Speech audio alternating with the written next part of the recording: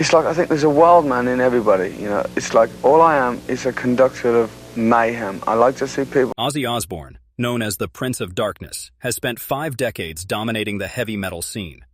Throughout his career, he has built not only a legacy of groundbreaking music, but also a reputation for being brutally honest about other musicians. Behind all the bat-biting incidents and reality TV appearances is a musician who maintains very high standards and has specific opinions about which bands measure up to his expectations. Ozzy's fierce protection of what he considers authentic heavy metal has allegedly led to several long-running feuds with various bands. These musical disputes reveal how seriously he takes the integrity of the metal genre.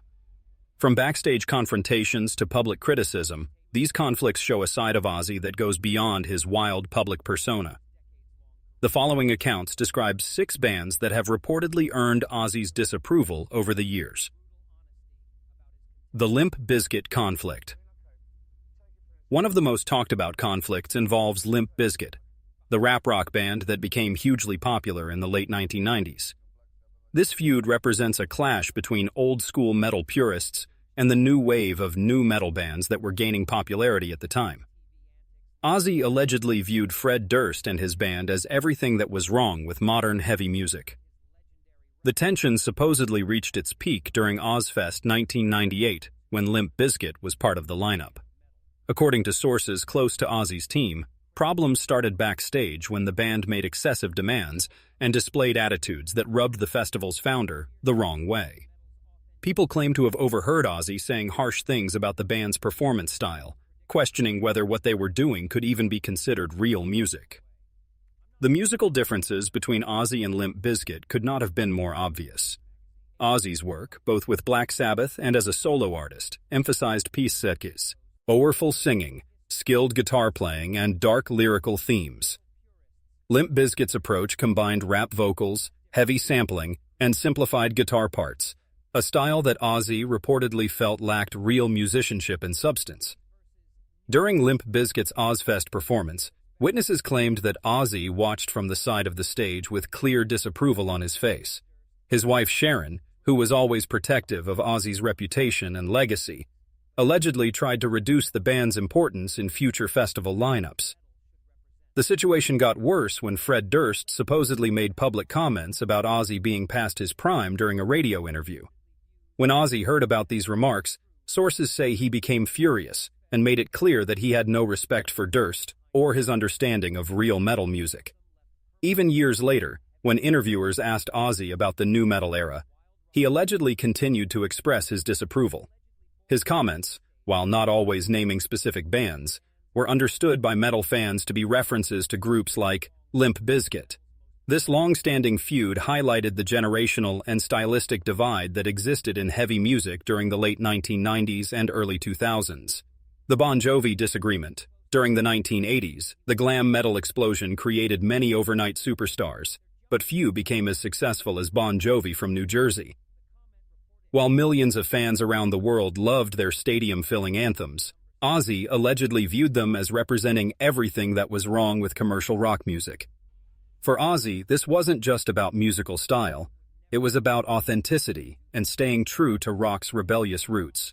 During the height of what some called hairspray metal, Ozzy was dealing with his own personal problems while creating important albums. Meanwhile, Bon Jovi was dominating MTV with their polished appearance and radio-friendly songs. According to Jake E. Lee, who played guitar for Ozzy for several years, the Prince of Darkness would complain about bands like Bon Jovi, saying they looked more like clean-cut professionals than rock stars. He allegedly felt that their music lacked the darkness and emotional truth that real rock and roll should have. The tension reportedly got worse during the 1987 Moscow Music Peace Festival. Backstage sources claimed that Ozzy was annoyed by Jon Bon Jovi's perfect stage presentation and carefully planned performance. He allegedly compared their show to a musical theater production rather than a genuine rock concert. When both bands appeared on a German television special later that year, crew members noticed that Ozzy deliberately avoided interacting with the Bon Jovi members.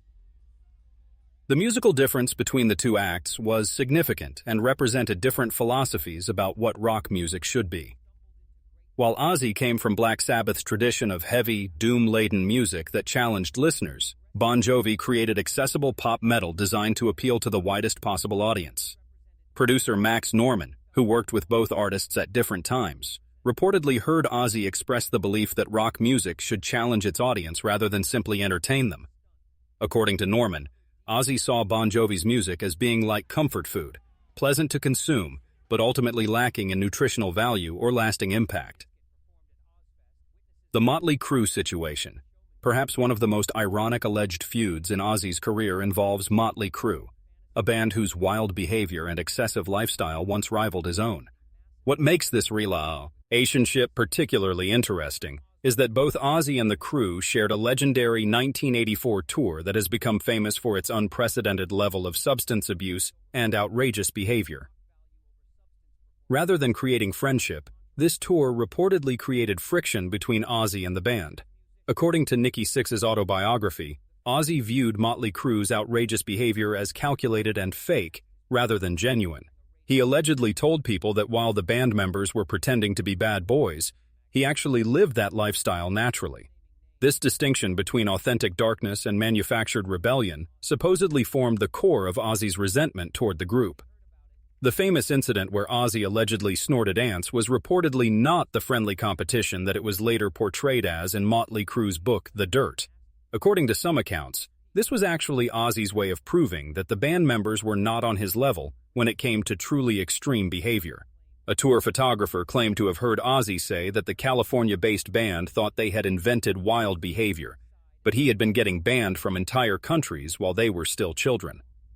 As Mötley Crüe's sound evolved toward more commercial glam metal, with albums like Theater of Pain and Girls, Girls, Girls, the musical divide between them and Ozzy reportedly grew wider. An engineer who worked on both Ozzy's The Ultimate Sin and Crüe's Theater of Pain claimed to have witnessed Ozzy's disgust when he heard the latter album. According to this account, Ozzy listened to only one song before throwing the cassette across the room and expressing his disappointment that the band had gone from being somewhat dangerous to completely ridiculous. The Kiss controversy. Ozzy's alleged feud with Kiss represents a fundamental disagreement about what rock music should be. Kiss, with their elaborate makeup, costumes, and pyrotechnic shows, became one of the most theatrical bands in rock history. However, Ozzy reportedly viewed their approach as prioritizing style over musical substance, a conflict that has supposedly continued for over 4 decades. The tension allegedly began during Black Sabbath's tours in the mid-1970s, when Kiss was rising to prominence with their elaborate stage performances. According to rock journalist Martin Popoff, Ozzy complained about Kiss turning rock and roll into a circus act. He reportedly felt that their makeup, platform boots, and theatrical elements were more like watching clowns with guitars than experiencing genuine rock music. This sentiment apparently grew stronger as Kiss achieved massive commercial success while Sabbath was dealing with internal problems. The personal rivalry between Ozzy and Gene Simmons supposedly intensified in the early 1980s. Former Ozzy tour manager Bobby Thompson claimed that during a chance meeting at a record industry event, Simmons approached Ozzy with business advice, telling him he should be marketing himself better. Ozzy allegedly responded by saying that he was in the business of marketing music, not toys and merchandise. This exchange highlighted their fundamentally different views about what rock stardom should be about. Musically, the divide between Kiss and Ozzy could not have been more significant. While Kiss built their empire on accessible anthems and larger-than-life personas, Ozzy's work explored darker and more complex territory. Producer Max Norman, who worked on Ozzy's early solo records, recalled hearing Ozzy criticize Kiss albums for lacking genuine emotion, claiming that everything about the band was show business rather than authentic musical expression. The Guns N' Roses fallout. What began as a promising mentor relationship between Ozzy and Guns N' Roses reportedly turned into one of rock's most bitter feuds.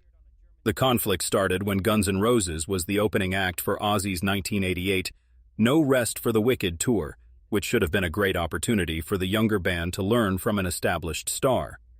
According to former Ozzy guitarist Jake E. Lee, problems emerged almost immediately due to Axl Rose's chronic lateness and the constant drama that surrounded the band.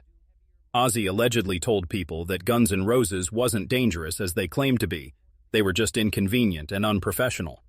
The breaking point supposedly came during a show in Philadelphia, when Rose kept the audience waiting for nearly 2 hours before taking the stage. Tour manager Tim Collins claimed that Ozzy exploded backstage after this incident.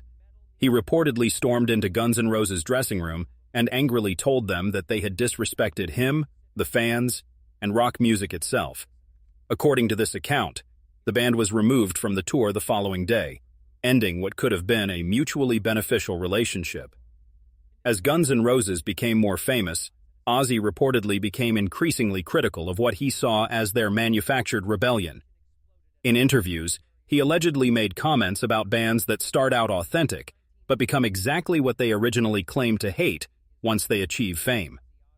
Industry insiders understood these remarks to be directed at Axl Rose and his band. The feud took an interesting turn when Slash briefly joined Ozzy's band in 1995 after Guns N' Roses' original lineup fell apart. Drummer Randy Castillo recalled that Ozzy would ask Slash about Axl Rose during this period and laugh at the responses.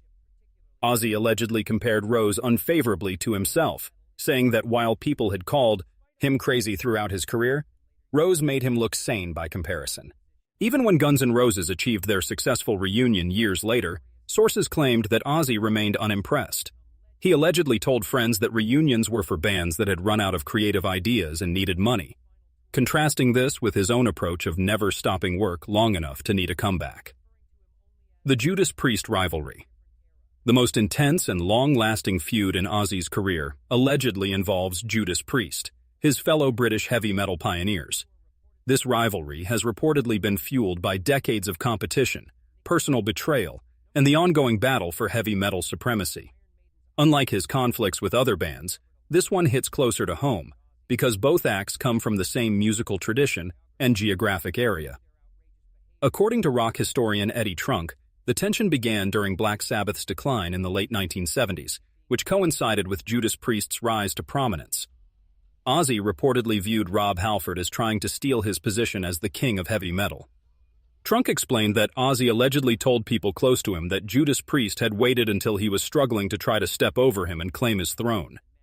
The rivalry intensified when Judas Priest recruited guitarist K.K. Downing, who Ozzy had supposedly been considering for his own solo band. Former Ozzy manager Don Arden claimed that this perceived betrayal sent Ozzy into a rage. When he heard the news about Downing joining Priest, Ozzy allegedly destroyed a hotel room television while screaming that they were stealing his potential band members. The feud reached its peak during a 1986 incident at the Monsters of Rock festival. Backstage sources claimed that Rob Halford made dismissive comments about Ozzy's vocal abilities within earshot of other people. According to guitarist Phil Soussan, Ozzy reportedly had to be physically held back to prevent a confrontation. He was allegedly shouting that he had invented the type of music that Judas Priest was playing, calling Halford a leather-clad copycat. The competition between the two acts continued through the decades, with both bands allegedly refusing to share festival bills or appear together at events. Even in recent years, when asked about Judas Priest's induction into the Rock and Roll Hall of Fame, Ozzy allegedly dismissed the importance of awards, saying that he had been connecting with real metal fans since before Judas Priest knew what leather pants were. Conclusion. From nu metal newcomers to British metal rivals, Ozzy's alleged musical feuds reveal as much about the Prince of Darkness himself as they do about the bands he has supposedly opposed. His uncompromising vision for what authentic heavy metal should be has created enemies over the years, but it has also cemented his legacy as one of metal's most honest and outspoken figures. These conflicts show that Ozzy's wild public persona is backed up by serious musical convictions. Whether he was criticizing commercial bands for lacking authenticity, nu metal acts for abandoning musicianship, or rival British bands for trying to claim his territory, Ozzy has consistently stood up for his vision of what heavy metal should represent. While some of these feuds may have been exaggerated over time or taken on lives of their own in rock mythology, they demonstrate the passionate feelings that music can inspire.